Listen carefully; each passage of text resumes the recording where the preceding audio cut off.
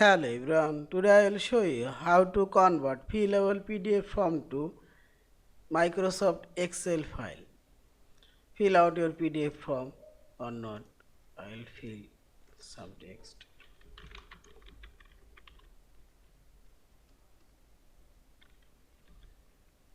Here and type here.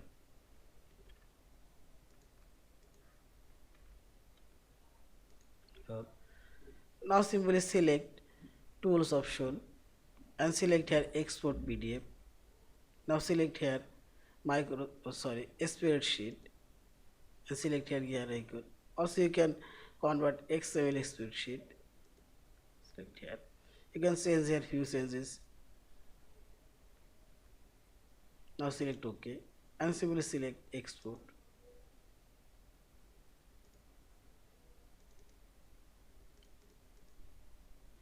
And save your file name.